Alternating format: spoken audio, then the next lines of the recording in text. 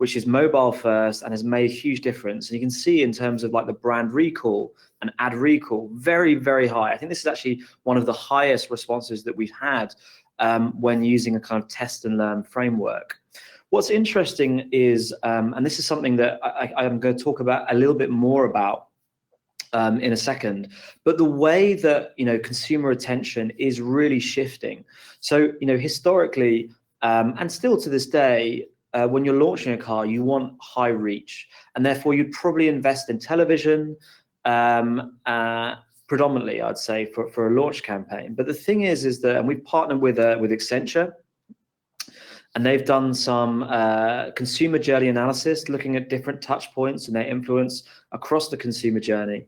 And it's interesting here is that, you know, 60% of people who bought, and this is German figure, but 60% of people who bought a car actually discover their car that they bought online and on mobile. So that gives, you know, makes us think a little bit more about how we should be optimizing.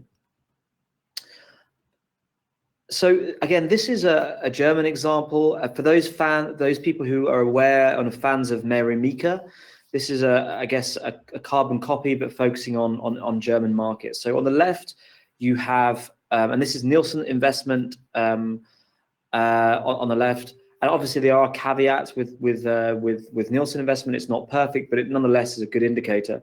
So on the left, you have, in the blue, you have investment in the market. So, and on the right, you have time spent with consumers on the media side. So you can see really, really clearly with this image that media plans are not consumer centric. OEMs are not investing where their audiences are spending their time. They're investing where there's legacy. And ultimately, in the last 4 to 5 years, there's been a substantial shift in the attention economy. I'm going to show you a little bit later about, actually, I've got a UK example. Just how much mobile in particular has grown in the last 4 years. So yeah, you can see there's a huge opportunity with mobile here. Ultimately, OEMs, car brands are not maximizing the opportunity on mobile. And they have legacy, I'd say, probably slightly over investing in TV, and in print as well, as you can see here.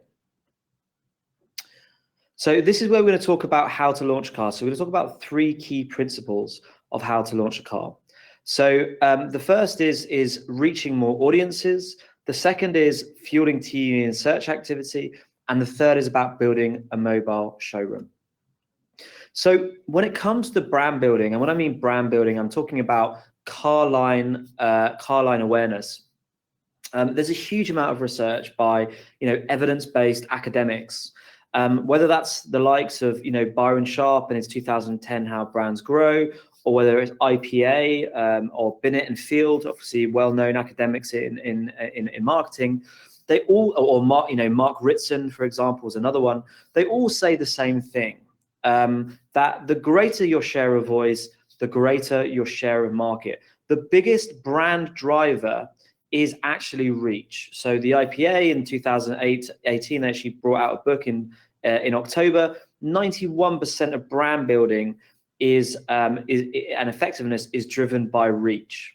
So I think what I'm saying here is that we need to reconsider the way that people are using mobile, and particularly Instagram and Facebook. It is a mass reach vehicle, and it should be used in that way.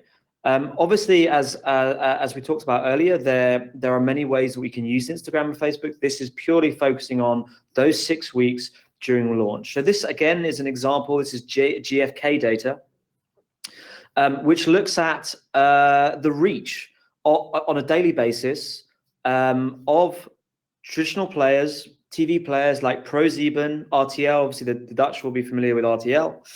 ARD, as well as 2 key print magazines, De Bild and De Spiegel. So you can see here clearly, and again, these are numbers from Germany, but you can see clearly that Facebook and Instagram, when you actually look at a channel level, have significantly higher reach and give a huge opportunity for OEMs to build awareness around a car launch. This is actually is IPA data. This comes from Touchpoints and looks at both data from 2014 and 2018. And this is, again, it's basically saying the same thing. This is actually showing the change in media behavior by consumers according to the IPA in a 4-year period. So this is what it's like in 2014. So you can see there's a slight shift in TV, not that much. YouTube has grown significantly. Netflix is obviously a non-ad platform. Spotify hugely grown in 4 years. Commercial radio has declined, but where we're really seeing the shifts is in print magazines and in newspapers. And it's no surprise that mobile has dramatically increased over that 4-year period. And then Twitter has grown in terms of time spent, but where we're seeing, obviously, there's no such thing as a free lunch. What we are seeing here, and again, this isn't Facebook and Instagram data, this is IPA touchpoints data. Actually, it will become part of an IPA white paper. You can see a huge amount of growth in terms of reach and time spent on Instagram and on Facebook. So that's both, Germany and the UK. We're seeing very, very similar trends. So this is an illustrative example of a car line launch. Actually, again, it's a German example, but nonetheless is very. It demonstrates well some of the challenging and demonstrates that OEMs, car brands, are just simply not maximizing the mobile opportunity. So in the blue, we have reach, average reach over a year. This looks at year to date, January 2018 to December 2018. The slightly grayer lines are actually GRPs, digital GRPs on our platform. So that's in average in terms of reach, you're reaching around 2 million people. Now, that might sound like a lot, but and again, I'm very much from the school of evidence-based, looking at scientific approach to marketing. If you look at all the studies that we've done, whether that's with Oracle or whether it's Facebook IQ, for example, they're all saying in terms of the best way to drive effectiveness is reaching on our platform somewhere between 50 to 70%. So actually it's around 17 million. So there's a slight error on that slide, 17 million to 28 million. That is a huge missed opportunity for brands, for car lines who could potentially be reaching 15 million people minimum every week. So that is very, very clearly the missed opportunity on mobile. And going back to that Mary Meeker style chart, why there is a huge discrepancy between time spent with mobile and investment in mobile. So it sounds like a lot, but actually it's not. So again, I've looked at, and I've used German data here, but I've looked at money invested on TV for car launches over the last couple of years, averaged them out. And ultimately, by shifting only 5% of TV budget, that's TV budget within the 6 weeks of launch, so 5%, you would actually reach 50% over the same period on mobile, on Facebook and Instagram.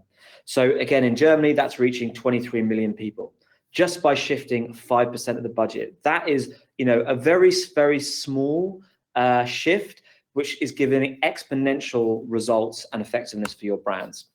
So, ultimately, point one is reach at scale, use social media the same way you use traditional media. Again, in Germany, it's around 15 to 28 million people, but ultimately, as a percentage, 50 to 70% is the best way to drive brand and ultimately drive sales. Now, we talked a little bit about reaching people at scale.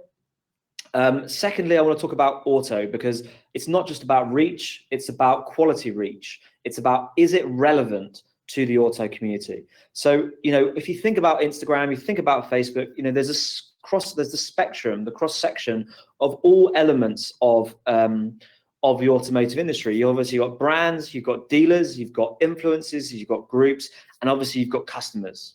And another point, I'm just going to click onto the next slide. Sorry. Another point is that, again, this is looking at German data, but you've got 21 million people who have an affinity to automotive in Germany. 54 million people who use #car on influencers.